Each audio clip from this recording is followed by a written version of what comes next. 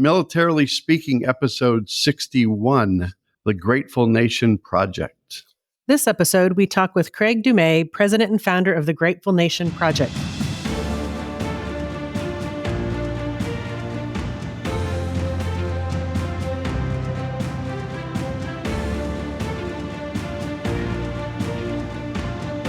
Welcome to Militarily Speaking, brought to you by Armed Forces Bank. This is Tom McLean and Jodi Vickery. I'm the regional military executive for Armed Forces Bank, and Jodi does a lot. She's the executive vice president, director of consumer banking, and we are just grateful. I'm going to use grateful a lot during this thing. Grateful to have you on the team.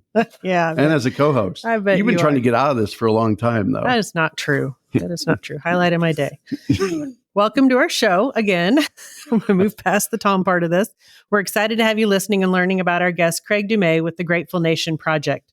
Before we get started, though, Craig, I want to share a little bit with our audience about you. Craig Du Mez is the president and founder of the Grateful Nation Project, a nonprofit organization that gathers, preserves, and shares the stories of those who gave the last full measure of devotion for our freedom. The organization creates hero cards and online biographies for U.S. military service members from the Revolutionary War to the present day who lost their lives while serving the country. They are bringing these hero stories to schools and homes nationwide. Craig grew up in a small town in eastern Wisconsin and now lives in suburban Milwaukee with his wife, Joanne. The two have been blessed with 5 children, all grown, and 6 grandchildren, which I bet you enjoy immensely and get to spoil. Yes? Yes. Definitely. So welcome, Craig. It's an honor to have you on our show, and thanks for being with us today. Well, thank you. The honor is mine. I really appreciate you giving some attention to our project and more importantly to these heroes. No, happy to do that, and we're excited to hear about it. Time out. I want to go to Wisconsin for a minute. Okay. Can I talk to you about Wisconsin? Absolutely. It's not on our list of questions, but I grew up in the south side of Chicago, but was born in Racine, Wisconsin. Oh. Mm-hmm. I'm a diehard Cub fan. I want to make sure you're not a Brewers fan. Ooh, I have to tell the truth, right? Yeah, well, Jodi we should does swear it, people in for the podcast. We should have an oath of podcast that we render. Well, yeah. I can say that I'm not diehard. I'm kind of fair weather. When they're doing well, I pay close attention. So you're paying close attention today because they're in first place, right? Right. And you're going to tell me Where are the Cubs at? Stop it. You're going to tell me you're a Packers fan too, right? Yes, very much so. That would be qualified as diehard, yes. Do you own a cheese head? I was going to ask that. No, I don't. Because if you did, we were going to need you to go put it on. Craig's a fake fan if he doesn't have a cheese head, right? Well, we did get them for our grandchildren. Awesome. All right, that qualifies. That's awesome. That's probably a cute picture. Let's see. The only other thing is, do you know where Phelps, Wisconsin is? I have heard of it, but I couldn't. Eagle River, Rhinelander. Mm-hmm. Yeah. Sure. That was my cabin in the woods when I was growing up. A beautiful area. Which explains why I'm like I am. There are so many things that I could say right now, and I'm not going to. Those are the best years of my life. I'm going to reel this back in. Next to the podcast with Jodi. I got all the way to welcoming you, Craig, before Tom went off the rails. So thank you. And now you know what you're in for. Again, welcome to the show. We'd love for you to talk to our audience a little bit at big picture. Tell them a little bit about your organization. And then I think Tom and I will just probably have a million questions for you as we go on some more detailed level things. Sure. Well, as you mentioned, the Grateful Nation Project is a nonprofit organization, and we're funded by donations and through the sale of hero cards to schools and homes and to veterans or civic organizations. If I could, I'll just give the URL out right now in case people want to follow along, but gratefulnation.us, not .com, not .org, .us. You can go there, or herocards.us. They both take you to the same place. Perfect. Excellent. And what we're trying to do is really stated there in the organization's name, Grateful Nation. We create hero cards and online biographies for any U.S. service member from the Revolutionary War to the present day who lost their life while they were serving their country. And we're bringing these heroes' stories to schools and to homes nationwide. That's awesome. That way they're never forgotten. Mm-hmm.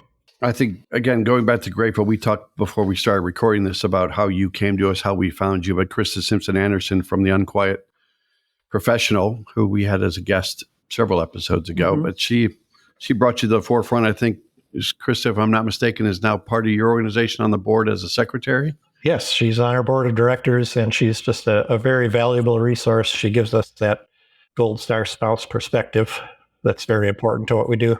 We loved our conversation with her too. So I appreciate her making that introduction. I'm sure she'll listen to this podcast too at some point and share her thoughts as well. Let's jump right in. So we're going to talk a little bit more about those hero cards, right? Honoring those who gave that last full measure of devotion. But do you want to talk more specifically about hero cards? And I think I won't go too tangential on you, Jodi, today, but I think we're going to talk about maybe how you market, how you promote, how they're used in the schools, that type of thing. But we'll sort of make that a natural conversation. But talk more about the hero cards themselves. You mentioned earlier that you sell those. So Right. How's that work? Yeah, we're introducing these heroes to Americans in a format that's, I think, a bit more approachable and appealing than a history book tends to be, at least for most people, especially young people. And the cards are slightly larger than baseball cards. Each one features a real hero's image on the front and a few details about their life and service on the back. And then also on the back in the lower corner, you'll find a hero number that can be used to learn more about that individual online. People often compare our hero cards to baseball cards, and they're similar in format, but there's a couple of important differences. One is that connection to the online bio that allows people to dig deeper into that hero's story. But also, we're very intentional about never referring to these as trading cards. Families of the fallen heroes don't like the idea of their loved one being traded. So instead, we refer to them as collector cards. With baseball or Pokemon cards, it's really the rarity of a given card that increases its value over the others. And to prevent that and to kind of approach this with more dignity and respect for the person, we're always going to have every hero's card available. That makes it easy to build your own library of true American heroes and to appreciate them as real people who sacrificed everything so we could be free. That's definitely true. And I could easily see this being great for a teacher or instructor to use in a classroom, Right. probably at various ages. Yeah. I would think Mm-hmm.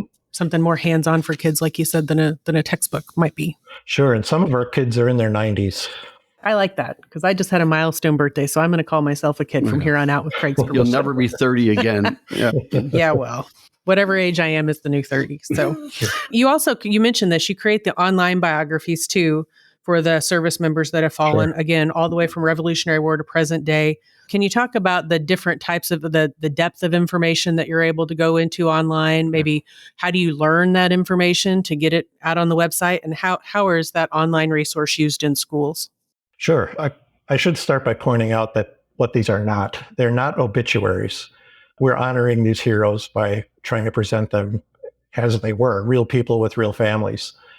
Although each of the stories does end with an account of how they were lost, we begin each story with where they came from, what were they like as a person, what did they do in school, did they have a job, where did their military service take them, what was going on at the time they served.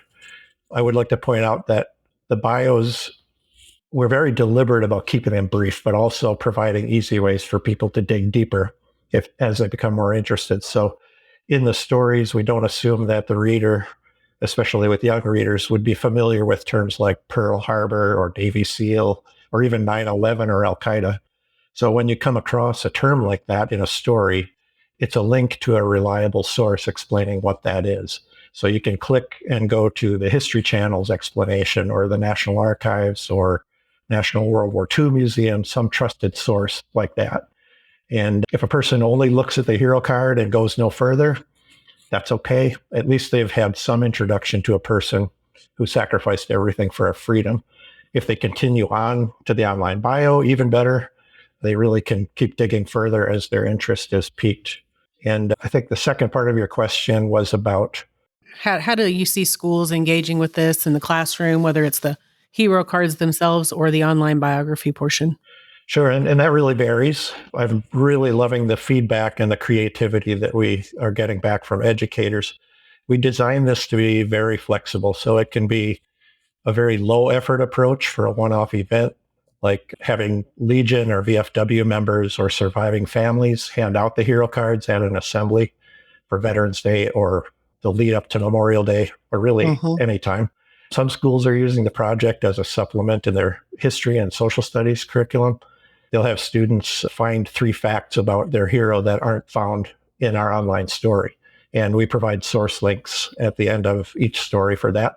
Some schools have students give a full presentation about their hero to the class or to an all-school assembly. We have some implementation suggestions on our website. At the top of every page, there's a link that says for schools. So if you go there, you can see a kind of from easy to more robust implementation suggestions for schools. Oh, I love that. I like you're almost giving them almost a mini lesson plan. It sounds like if, instructors, teachers want to take advantage of that. Right. Taking it from I would think maybe more abstract in the textbook down to these are real people that were affected. Right. And also the fact that they're sort of being teased a little bit about somebody, and then they get to go on their own scavenger hunt, if you will, to go find out more details because they're passionate about finding out more about the story. Well, and one bit of feedback that we got back that I really like, and we didn't plan this, but some of the teachers are telling us that the first thing a student does when they get their hero and they look into them a little bit is they run over to their buddy and show them their hero. And then their buddy shows them their hero. So it's kind of a peer-to-peer learning thing, which to me is a lot better than an older adult at the front of a room kind of shaking a book at you and saying, you need to learn this. So Craig, how big is the library, if you will? Like, is it for every veteran, everybody that served from the Revolutionary War, where you have access to all those names, or are you limited? Sure. We get that question a lot. We're focusing on those who were lost while in U.S. military service.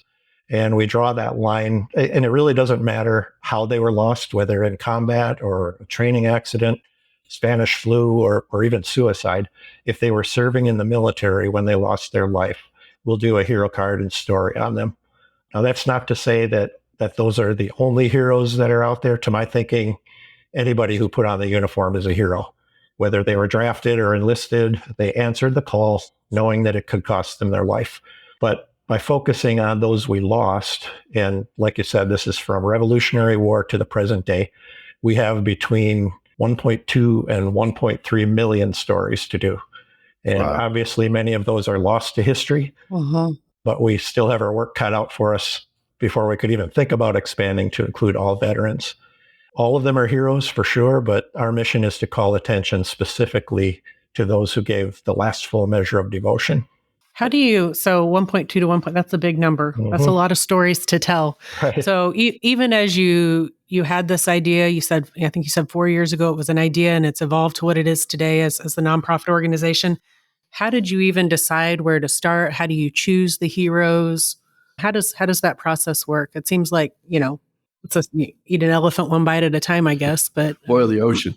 That's exactly it. Try to think of the right phrase. Right. Well, boil the ocean too. Boil the ocean. Yeah, that's a good one. And the way I like to think of it is we start on a story, we get it right, and then we move to another one. And it's not going to be completed in our lifetimes. I know that, but every story we add is another hero that's being honored. So for how we choose the heroes, that first criterion is that they have to have lost their life while serving. On our website, at the top of every page, you'll find a Submit a Hero link. And anyone can submit a fallen service member. There's no charge to have us do the research or develop that story. We get a lot of submissions from family members and also from people who served with a given hero. For the most part, we'll work on the stories in the order that they come to us, but there are a couple of exceptions. If a hero is submitted by an immediate family member, we put those to the front of the line. It's because it's not just the hero who paid a very high cost for our freedom. The surviving families are living with that sacrifice for the rest of their lives. It's important that they know that we're a grateful nation. So, we always, the way that it started is my colleague Dale Koyenga was a Wisconsin state senator and also an Iraq veteran. He's currently a lieutenant colonel, and he had to walk in Memorial Day parades as part of his politician gig. He's not really a politician, but he did become a Wisconsin senator. And in that Memorial Day parade, he would hand out Milwaukee Brewer schedules or candy or something like that. And as a veteran, he lost people that he served with. And it was kind of troubling him that Memorial Day became sort of a kickoff to summer. And, I get why. It's the end of the school year, but it just kind of became a weekend to throw some brats on the grill and throw back a cold beer and hang out with friends. Nothing wrong with that, but he wanted to emphasize the meaning of the day. My background is in print and print technology, so we attend the same church. He came to me and said, I'd really like to hand out cards of heroes that we lost. How hard would that be to do? So we started with just doing this for him in a parade, and a couple of years later, I came back at him and said, what if we added their stories online and we made this bigger than just one politician in a parade? And he had been thinking the same thing. So that's how we sort of got started. And, for us, myself included, people like to say never forget, and especially around Memorial Day. It's one thing to say it, but it's another thing entirely to the surviving families to know that after we're gone, their loved one won't be just a name on a headstone or a line in a military record. Their loved one's story will be preserved and introduced to people across the country, and that sacrifice won't be forgotten. So as these stories come to us, we will change the order up a bit just to ensure that we provide some variety in terms of military branches, different eras, different parts of the country, and so on. We want to paint that picture of all these heroes being connected in the same great cause. And they came from all walks of life, rural, urban, black, white, brown, female, male, wealthy, poor. That's an important thing to point out as part of our American story, especially to kids. One other thing I probably should point out, for any recent loss post-Vietnam era, we want to make sure to have that hero's family on board.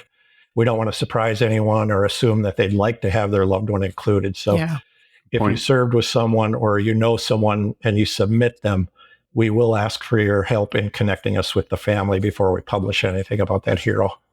That all makes sense. But you said that just started for post-Vietnam, right, going forward? Yeah, there's no hard and fast rule, but that's, post-Vietnam era. Okay. If you go back further than that, it can be hard to find family. Say people that would probably have somebody that's first-hand knowledge, immediate family still alive. And, right. And honestly, if we can find the family of any era, we'll certainly work with them and want to make sure they're on board with it. How far? This is not on our. I'm going off script, and I never. You've learned 61 but now I'm intrigued. Later. So, what is the oldest story where you were able to be in contact with present day relatives or living family members? That's a good one. See, at least my tangents are related. I've probably had people submit Revolutionary War heroes that were distant relatives. That the one that comes to mind, because it happened last week, was Daniel Hawke, who was from Ireland, and he was the first soldier killed in the Civil War. So we did his card and his story, and I posted on social media. And a week later, I got an email from a Martin Hawke in the UK, and he said the Hawke family is from Tipperary, Ireland, and they're very proud of. Daniel came to the country because of the potato famine and joined the U.S. military.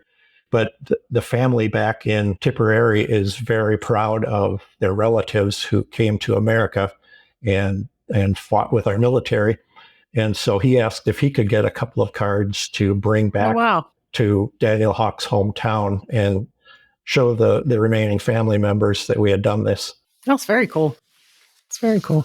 He just answered a future question about one of his most favorite stories in his time.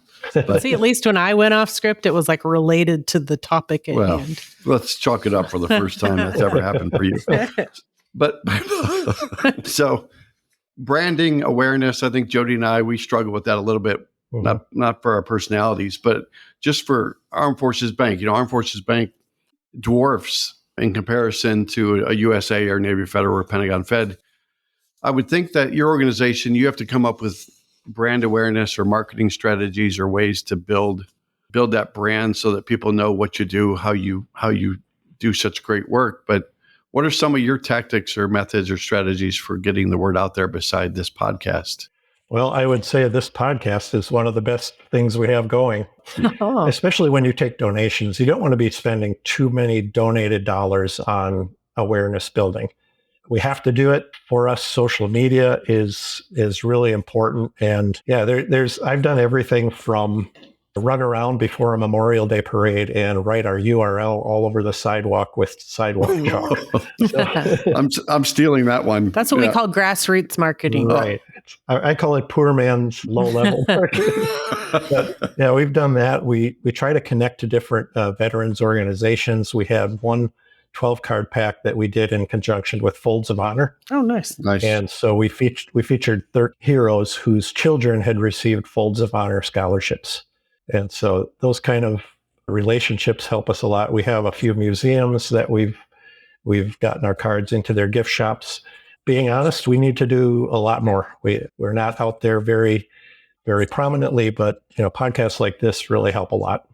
You mentioned Folds of Honor. Yeah, the 13. That 13 symbolizes something pretty cool. And we recently had Rocky Sickman on as a guest. You may or may not know that name, as a hostage for 444 days during the Iran crisis. And we also had Folds of Honor in a separate podcast too. So yeah, they do great work.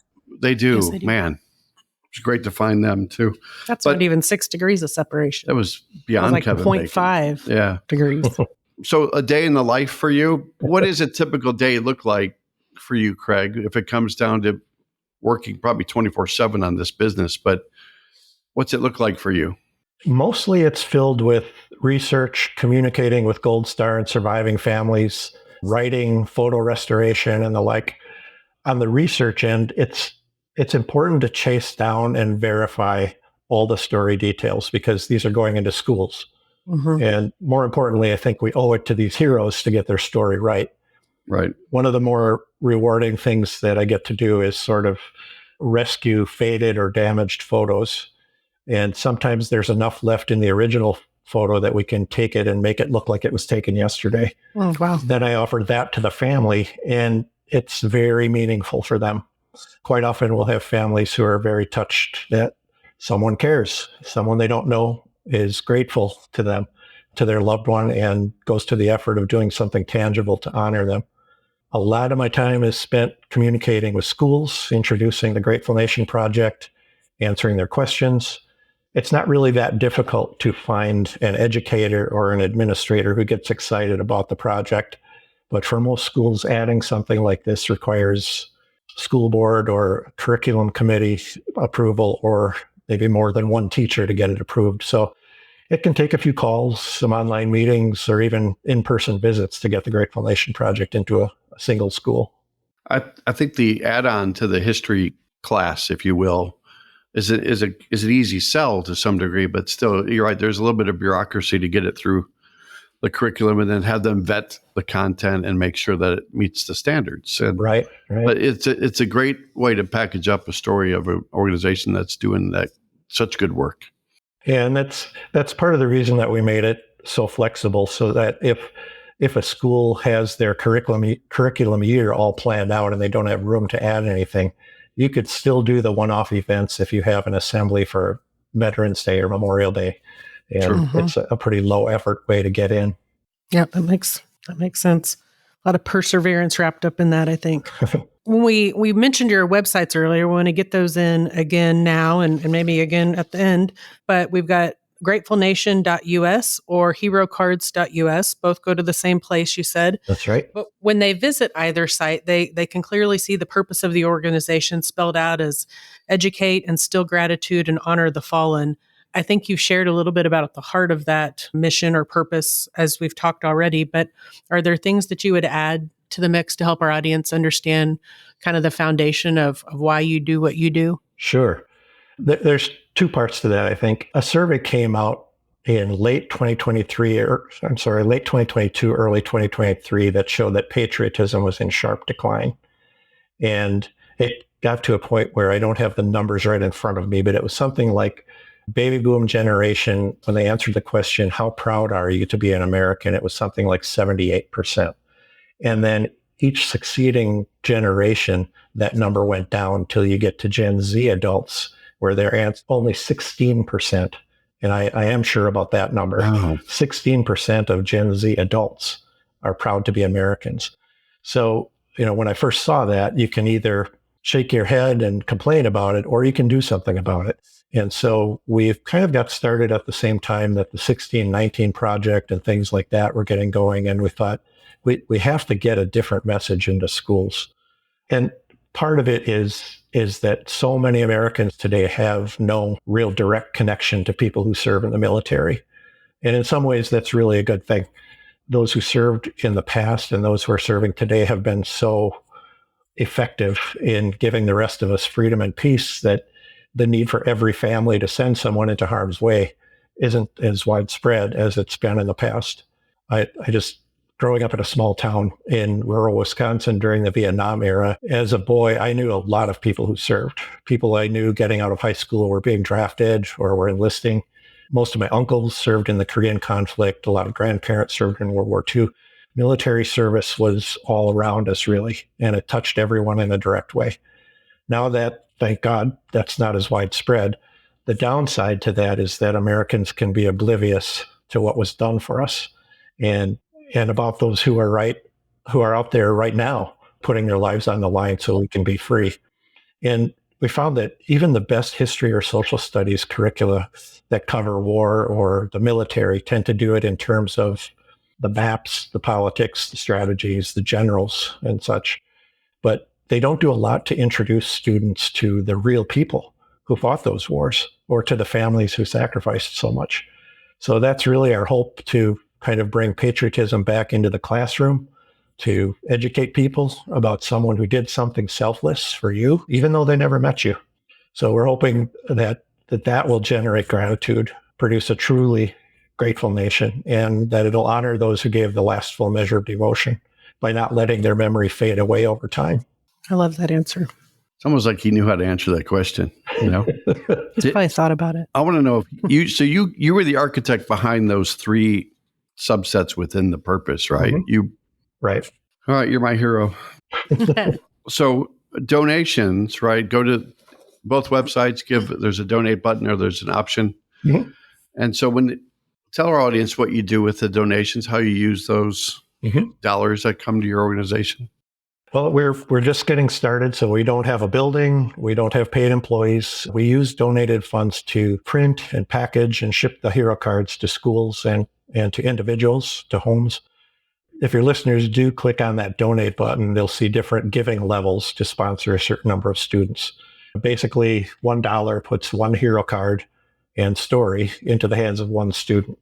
If you choose, for instance, the $13 Patriot level, that sponsors 13 students getting hero cards and learning about true heroes. One other thing we do with donated funds is that for the immediate families of the fallen, they can request 100 hero cards of their loved one, and we send those to them at no charge. They'll get enough to share with other family members or with their local school district or however they want to use them. Donations cover that cost as well. So you can sponsor a Gold Star or surviving family for a $100 donation, and it means a lot to them. We also need to spread the word about the Grateful Nation Project, so a small amount does go toward community outreach, like getting a table at education events, sending samples out to schools, costs like that. Kind of piggybacking on that a little bit, aside from being able to donate and provide financial support, are there ways that people can volunteer to support the organization if they're willing to put some of their own, time? So and you're talking boots on the ground, boots right? on the ground, time and energy into it. Yeah, there you go. I got that in there, There Craig. you go. Yeah. I love that question. I love the donations question also. Yeah. Yes, they're both good and important. Right. Now, by far, the two things we need most are funding and exposure. So I'll focus any volunteer efforts on those two things, starting with the easiest. It seems like everybody tells you to do this, but following us on social media and sharing our posts is way more powerful than you might think. As a nonprofit, we don't want to spend too many donated dollars on advertising or awareness building. Social media is sitting right there. It's free to use, and it requires almost no time or effort. Most of our posts are about individual heroes. So you can help us enormously by just clicking like or sharing our posts. That gives us some free exposure to all the people in your network. And it's nearly an effortless way to introduce these heroes to a lot of Americans really quickly. So don't just follow and read our posts, take action by liking and sharing. It's just a couple of clicks and that's all. but the impact can be huge. If you want to find our social media platforms, you can see them at the bottom of any page on our website. And I don't know, of all the things that end up going viral on social media, why don't we make something very worthwhile go viral for a change? Because there's a lot of the not worthwhile things for sure. Time consumptive too. Yeah. Yes. Well, and then if you'd like to do more, we really do need help reaching out to schools and getting them to bring the Grateful Nation project to their students. Everybody lives in a school district or knows a homeschool association. Most of them haven't heard about us. So if you could familiarize yourself with the For Schools section on the website, that link is also at the top of every page. It's just For Schools. Then contact any history or social studies teacher in your local area. You can talk to school boards, administrators, curriculum committees. Just become an advocate. We need those boots on the ground, as you say, to do the groundwork for us. If you live in a community, it carries a lot more weight with your school than if they get a call from a nonprofit they've never heard of. Sure. Yeah. So, we also need help reaching out to veterans organizations, civic organizations. If you're a member of the American Legion or VFW, Vietnam Veterans for America, and the like, those organizations like to sponsor their local schools, or they'll hand out the cards at their own events. Same for Kiwanis or Optimist clubs and such. If you're a member or could otherwise introduce the Grateful Nation Project to them, we can get this thing rolling out into a lot more communities. All good ways to be involved. I know. He threw in a couple curveballs there. Those are some good ones. Yeah. just not even thinking about the local organizations that could be ambassadors for you as well, like that. Good. And honestly, it's an easy sell. It's just that we need the people to do it. Mm-hmm. Yeah. So I'm going to save our audience some time about, like, what do people say about you, right? So I pulled up a couple of reviews about the Grateful Nation Project. Okay, Craig? Sure. It was an amazing experience. It was really powerful. It was transformative. The project made for meaningful interaction between our local veterans and students. We introduced this during the last 2 to 3 weeks of the school year, and it was the most engaged they were in those 2 to 3 weeks. So note to teachers, right? Right. Keep your students engaged. Especially in the last 2 to 3 weeks of the school year. Our students have been taught American history, but teaching it personally changed their perspective. And then one final one is, we use the hero cards in our history classes. Love the idea, love the concept. So a lot of good feedback, a lot of good comments. Yeah, a lot. I had one teacher this last week tell me that he did this the hour before lunch, and his students were so engaged that they didn't want to leave for lunch.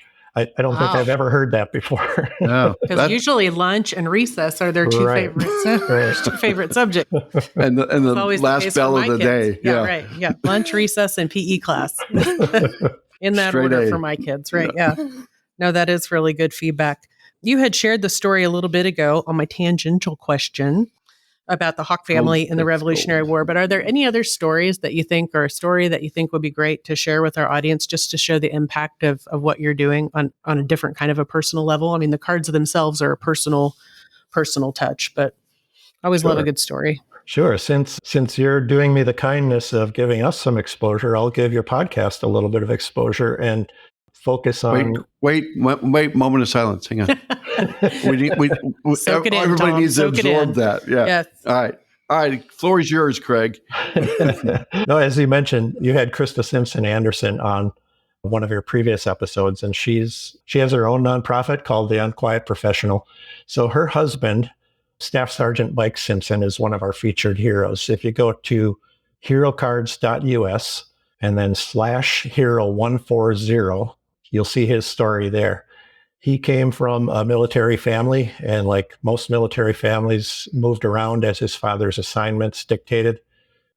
Mike graduated from high school in 2001, which is the same year that the terrorists attacked the World Trade Center and the Pentagon on September 11th. He spent a couple of years at Texas A&M, and then, like many young people at the time, he felt strongly about serving his country in its time of need. He joined the Army as an infantryman in 2003 and served in Operation Iraqi Freedom. When he came back to the U.S., Mike volunteered and completed the Special Forces qualification course at Fort Bragg, and he became a Green Beret.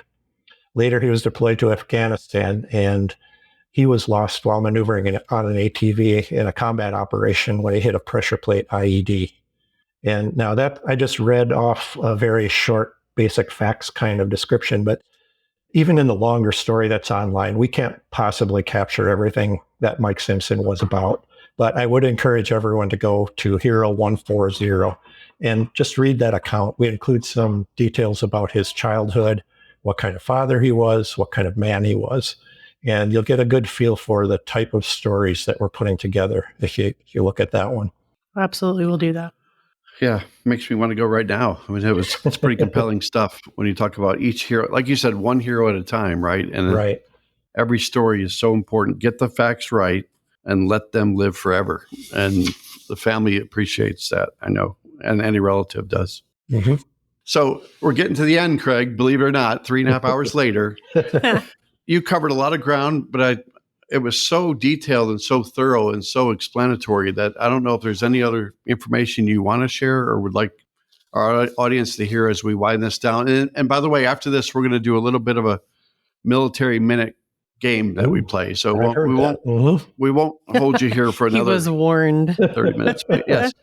So yeah, anything else you want to lead? But I mean, the two websites you should say again before we close this down. Yeah, and it is one website, but two URLs will take you to the same place. Gratefulnation.us and herocards.us. And I guess the only thing I would add is that today we've talked a lot about schools and getting these into students' hands. It doesn't have to be a school. If you've got kids, if you've got grandkids, if you coach a soccer team, these are really good. They come in 12-card packs, and they're very inexpensive and meaningful things that you can give to kids or adults. If you know a veteran, we know a lot of veterans that like to get these, and it sends a message to them too that someone cares. So it's not only for schools. That is our primary objective, but they're good for everybody. Agreed. Yeah, I think that's a very good point. Very good point. So we are actually going to now transition, before Tom has any other random things to talk about, to the Military Minute. It is a fun, endearing little game we like to play. And we'll start with last episode's question. So if you knew this one, you could answer it. It would be kind of a weird thing to know, just like randomly. No, Craig's going to know. He's a historian. I know, but here's the question. Our last guest was from the Red Cross. And so the question was, who was the founder of the American Red Cross and in what year did that take place? Craig? Well, I'm not going to say that I know for certain, but let's say Florence Nightingale. That's my best guess. Ooh, that's a pretty good guess. It's not right, but it's really great. It's very, very intelligent sounding guess. Can you do the wah wah noise when you? We'll have to pipe that in. Dale's on that. Wow. It was founded by Clara Barton in 1881. See, if you would have got that right, I so wanted to be on your team for Trivial Pursuit because that. With the little brown history category, that would have been a winner. But this week's Military Minutes, so you might know this one, but we're going to ask you not to answer it because we're going to let our audience have some fun with it. It is about the Revolutionary War and who said the following after being captured by the British Army. I only regret that I have but one life to give for my country. So don't say it, but do you know the answer? I do. It rhymes with. No hints. See, we need to hang out with smart people like Craig more often. So if you are listening and one, you either got the Clara Barton answer right from last episode, watch for your name to hit our social media and you could be selected as the winner. You watch for your name to be dropped and you will win $50 for yourself and $50 to a charity of your choice. And if you know the answer to this week's question, who said, I only regret that I have but one life to give for my country, drop your answer in the comments and you too could be selected to win $50 for yourself and $50 for a charity of your choice. You could use that to purchase hero cards, which would be an awesome use of those funds. Yes, I love that idea very much. Gift them to others. And thank you again, Craig, for spending some time with us today. And one last time, I do want to point folks to herocards.us or gratefulnation.us. I really appreciate you having us on, and it's been a real honor to talk with you. You can edit this out, but if people want a hint about the answer, the person does have a hero card. Whoa. They're going to have to do a lot of extra credit Searching. if you find the hero card and the, The number. Whoa. and include it in your answer audience. So yes. We'd throw in another $5 gift card for that, wouldn't we? I'm just throwing money around like it's making it rain, Tom. So if you enjoyed today's episode as much as Craig did, go out to afbank.com and subscribe to the show. Also, make sure to rate us, leave us a comment on your favorite podcast platform, which happens to be either Apple Podcasts, Spotify, and YouTube. So we will be out there in a few weeks. Can't wait to share this with our audience, Craig. Well done. Thank you so much. Thank you. Thanks, Craig. Bye. Bye-bye. Copyright Armed Forces Bank, member FDIC, equal housing lender. All non-Armed Forces Bank owned apps, websites, company names, and product names are trademarks or registered trademarks of their respective owners. Their mention does not imply any affiliation with or endorsement by Armed Forces Bank of them or their products and services. They are merely used as examples of the many available apps, companies, and websites that offer similar services. Before using any app or website, you should carefully review the terms of use, data collection, and privacy policy. Apps may have an initial cost or in-application purchase features. This information is general in nature and is not intended to be legal, tax, or financial advice. Although Armed Forces Bank believes this information to be accurate, it cannot ensure that it could change. Statements or opinions of individuals referenced herein are their own, not Armed Forces Bank. Consult an appropriate professional concerning your specific situation and respective governing bodies for applicable laws, such as irs.gov for current tax law. Armed Forces Bank, the Armed Forces Bank logo, and the Militarily Speaking logo are registered trademarks of Armed Forces Bank.